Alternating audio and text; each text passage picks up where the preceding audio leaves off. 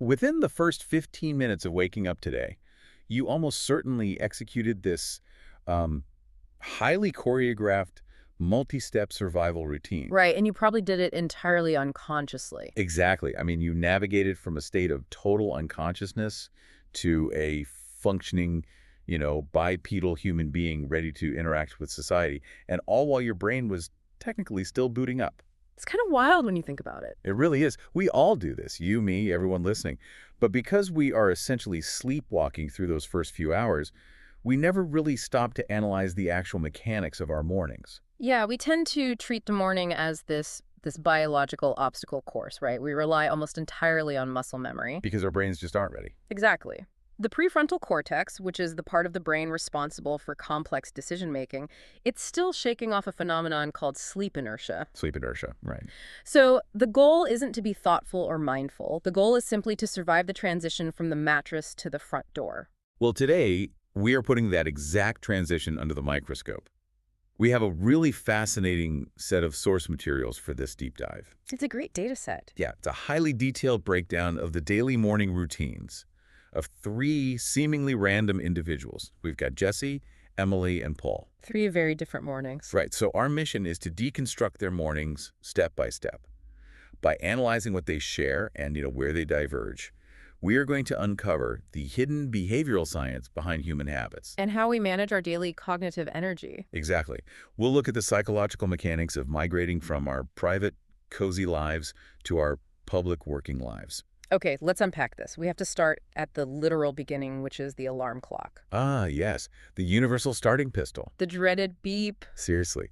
And looking at our three subjects, the data immediately shows us how much our professional obligations dictate our biological rhythms. Yeah, Jessie has the absolute earliest start here. She does. Her alarm goes off at 6 a.m. every single weekday. Which is rough. Right, and she explicitly notes in the material that she strongly dislikes waking up this early, but her job absolutely demands it. I mean, who likes a 6 a.m. alarm? But Emily and Paul, they get a slight reprieve, right? They do. They wake up an hour later, usually around 7 a.m. Though Paul is quick to admit that even with that extra hour, the alarm clock is still not his friend. I don't think an alarm clock is anyone's friend, honestly, regardless of the time it goes up. Absolutely not. Yeah. But I want to zero in on what happens the second they actually drag themselves out from under the covers. The initial reset. Right, because regardless of whether it is 6 a.m. or 7 a.m., all three of them execute the exact same physical routine. It's identical. Jesse, Emily, and Paul all describe getting out of bed, heading straight to the bathroom, brushing their teeth, and washing their faces. Yep, a standard protocol. And Jessie even specifically highlights that splashing water on her face is the specific trigger that makes her feel awake. Like, why is that? Why is this cold water splash such a universal human instinct in the morning? Well, it goes far beyond just washing away sleep. Okay. When cold water hits your face, it actually triggers a mild version of what biologists call the mammalian dive reflex. Wait, really? A Yeah. dive reflex? Yeah. The sudden temperature drop stimulates the trigeminal nerve in your face, which sends an immediate signal to your brain. Oh, wow. I had no idea it was that physiological. It really is. It actually slows down your heart rate slightly and forces you to take a deeper breath, which instantly increases oxygen flow to the brain. So it's a biological hack. Exactly. They are manually overriding their sleep inertia through physical shock. They're literally jump-starting the engine. But, the moment that biological engine is running, all three of them immediately pivot to a very different kind of stimulation. The digital one. Yes, the coffee and screen ritual. I mean, Jessie heads to the kitchen, starts brewing her coffee, and while the machine is running, she is already staring at her phone. Checking messages and emails. Right, and scrolling social media while it brews. Mm. And Paul sits down and actually drinks his coffee while doing the exact same thing. Just checking his phone for messages and emails. And then Emily literally refers to her morning coffee as a quote-unquote must and pairs it directly with checking her phone for news and messages. What's fascinating here is that even with a 1-hour difference in when their alarms go off, their instincts are basically identical. They are. It's like checking the phone is a digital splashing of water on the face, right? Just a way to jolt the brain awake. That's a great way to put it. But I want to push back on this a little bit. Is checking emails and social media while the coffee brews a sign of, efficient multitasking? Or does it show that we are completely tethered to the outside world before we're even fully awake? That's the big debate, isn't it? It feels like a total lack of boundaries to me. You are flooding a waking brain with unread emails, global news, and social media demands before you've even had a glass of water. It's a lot of input. It is. It feels like we're inviting massive amounts of cortisol and stress into the most vulnerable part of our day. Well, your reaction is entirely logical from a modern wellness perspective. But it kind of ignores the deep evolutionary drive behind why we actually do this. The evolutionary drive to check Instagram. Well, no, not Instagram specifically, but yes, it spikes cortisol. However, think about the basic human instincts at play here. When a human being wakes up, the first biological imperative is to hydrate and stimulate the body. Right. The coffee and the water. Exactly. But our primary psychological imperative, dating back thousands of years, is to synchronize with the tribe. Synchronize with the tribe. You mean like making sure we aren't completely isolated from the group while we were unconscious? Precisely.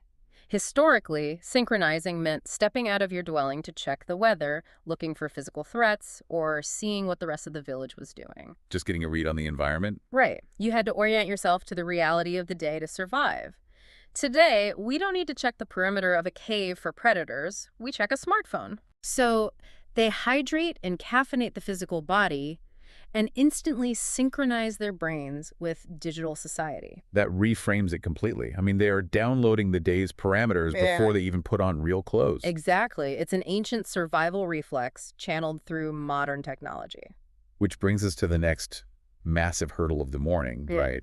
Preparing the physical body for the outside world. The fueling and armoring phase. Getting dressed and getting fed.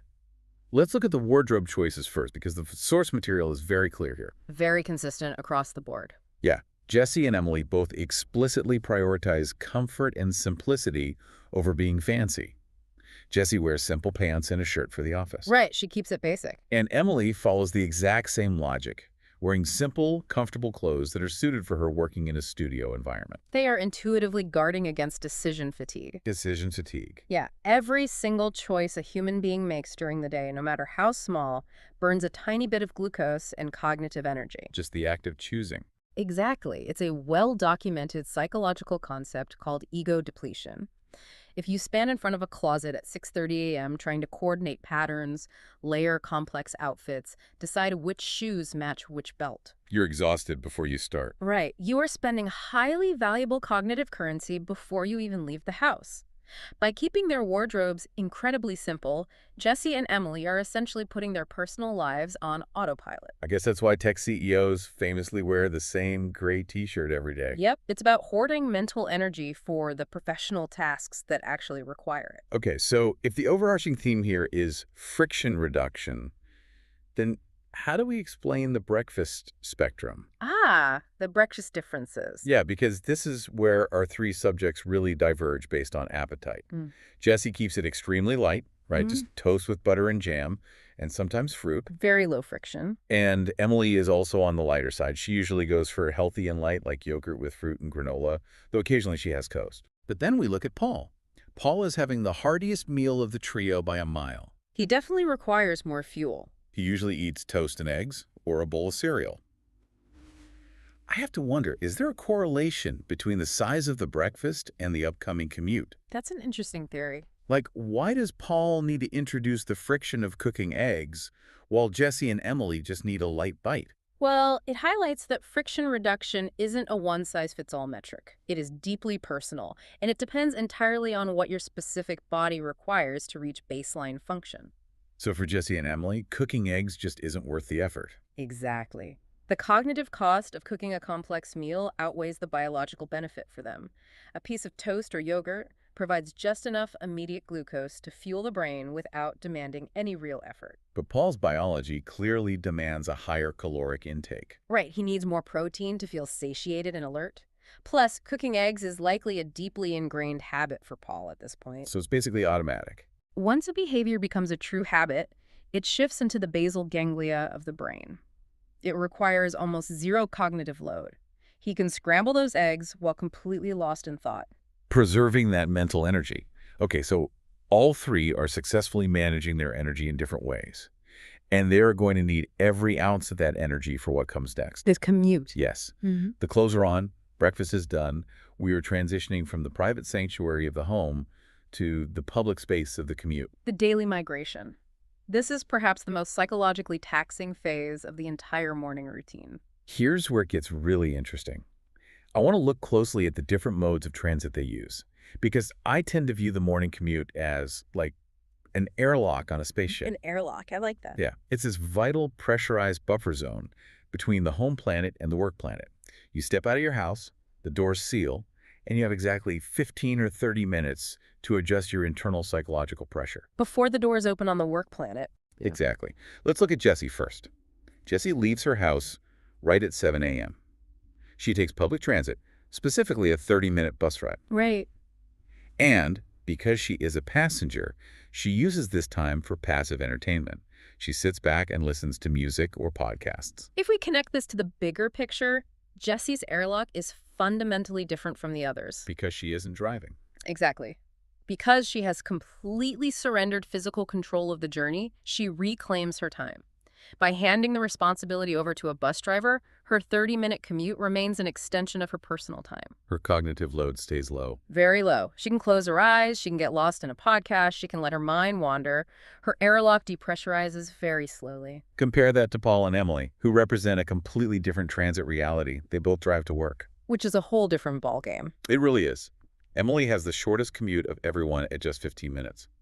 And Paul drives for about 25 minutes because his office is further away. Right, and driving a car in morning traffic is not a passive experience. Not at all. You can't just close your eyes and listen to music while merging onto a highway. Exactly. Driving requires intense, active focus. You are operating heavy machinery at high speeds, surrounded by unpredictable variables. You have to monitor blind spots, anticipate other drivers. Stop at red lights, deal with traffic jams. All of it. So even though Emily's commute is only half the length of Jessie's bus ride, it is an incredibly active 15 minutes. It fundamentally alters how that transition time feels in the brain. You're essentially playing a high-stakes video game with your life first thing in the morning. And that level of threat detection forces the brain into an alert, problem-solving state much earlier. An active commute boosts up the work brain prematurely. So Paul's 25-minute drive. By the time Paul grips his steering wheel and navigates traffic for 25 minutes, his cortisol has risen, his cognitive reserves are already being tapped. He's managing a complex environment before his workday has even begun. His airlock is highly pressurized and, honestly, a bit turbulent. Very turbulent. Which brings us to the final destination. The commutes are over. The spaceships have landed. And despite all the different wake-up times, the different breakfasts, the modes of travel, all three of them eventually arrive at their desks. The ultimate destination. Right. Jessie, for instance, arrives at work at 7:30 a.m., and she officially starts her computer tasks at 7:45 a.m., working for many hours. Standard office setup.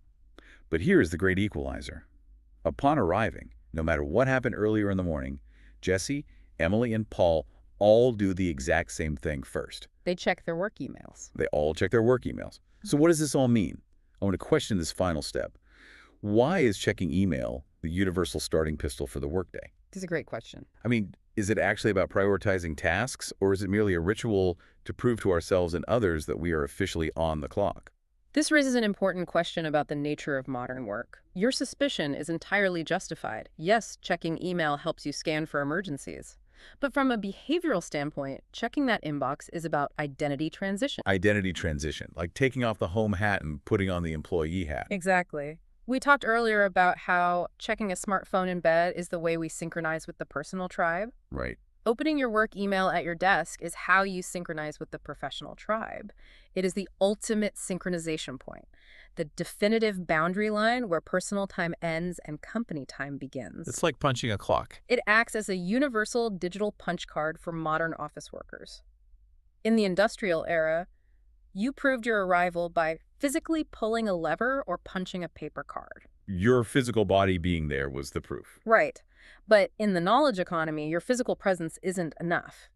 Sending an email or reading a thread is how you signal your cognitive arrival to the network. You're announcing, I am conscious and I am ready to process data. The moment that inbox loads, the airlock doors are fully open. You are breathing the air of the work planet, and your morning routine is officially terminated. When you lay it out sequentially like this, it's actually a little intimidating to see how deeply programmed we are. We think we're making these independent choices, but we're really just running a highly optimized script. We really are. So for everyone listening right now, Let's just recap how Jesse, Emily, and Paul proved this point. The variables change, right? 15 minutes in a car for Emily versus 30 minutes on a bus for Jesse. A 6 a.m. alarm versus a 7 a.m. alarm. Exactly. But the formula remains remarkably identical. You wake up, you use a screen, you caffeinate, you dress simply, you commute, and you check your email. The surface details change wildly, but the underlying behavioral architecture is incredibly stubborn. It really is. Which leaves me with a final, somewhat provocative thought that I want you, the listener, to ponder on your own. Oh, this should be good. We've just explored how embedded this modern blueprint is. But imagine if we suddenly remove smartphones, coffee, and the requirement to check morning emails from our lives entirely. Just stripped it all away. Yeah. If we removed all of those things, what would a natural human morning routine actually look like? How would you transition from sleep to waking life without those modern crutches? That is an unsettling but entirely necessary question. How much of our morning is truly ours, and how much belongs to the tools we use? Something to think about tomorrow morning when your alarm goes off in the dark. Thank you so much for joining us in this deep dive. We highly encourage you to examine your own morning routine tomorrow with a fresh perspective. Notice your airlock, and notice when you punch that digital clock. Until next time, stay curious.